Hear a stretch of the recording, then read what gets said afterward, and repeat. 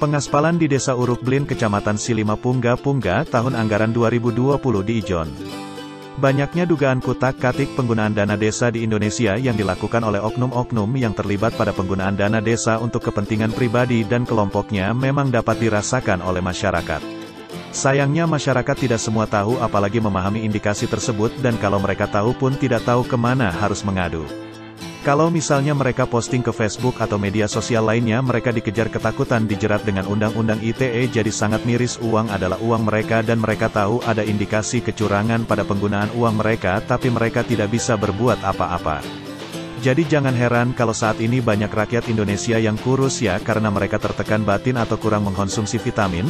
Kita simpulkan saja setelah membaca dan menonton berita ini.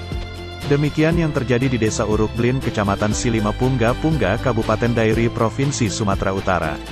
Tim Reporter Pencari Fakta atau TPRF pada hari Minggu tanggal 28 Maret tahun 2021 menemukan bahan material batu pecah tertumpuk di pinggir jalan Underlake atau Telford yang berada di Dusun 2 Desa Uruk Blin, Kecamatan Silima Pungga, Kabupaten Dairi. Informasi yang kami dapatkan dari dua orang warga di sekitar tumpukan material ini yang tidak mau namanya dimediakan mengatakan bahwa mereka mendengar bahwa material batu pecah itu seyogianya hendak digunakan untuk melakukan pengaspalan jalan dengan konstruksi lapen untuk meningkatkan perkerasan underlake yang ada saat ini ke lapen. Batu-batu itu didatangkan ke lokasi sekitar tahun 2020, untuk waktu pastinya mereka tidak bisa mengingat lagi. Batu-batu ini diantar ke sini tahun 2020 Pak, tapi kami tidak ingat waktu tepatnya secara pasti. Dulu kami dengar batu-batu ini hendak digunakan untuk mengaspal jalan ini, kata mereka sambil menunjukkan jalan underlake yang ada saat ini di lokasi. Ketika reporter media ini menanyakan kepada mereka kenapa hingga saat ini tidak dilakukan pengaspalan, mereka mengatakan bahwa oknum pengurus desa dan kepala desa Uruk Blin pernah mengatakan kepada warga bahwa karena situasi COVID-19 dana tidak ada. Kata mereka karena COVID-19 jadi dana tidak ada ditampung lagi Pak untuk mengaspal jalan ini, kata warga.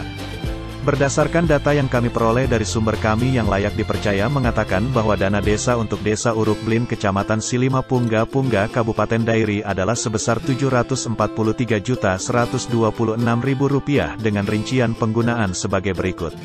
1. Penyelenggaraan posyandu makanan tambahan, kelas bumil, lansia, insentif Rp20.754.000. 2. Pelatihan dan penyuluhan pemberdayaan perempuan Rp22.267.000. 3. Kegiatan penanggulangan bencana Rp178.383.000. 4. Penanganan keadaan mendesak Rp374.400.000. 5. Pengasuhan bersama atau bina keluarga balita atau BKB 10 juta.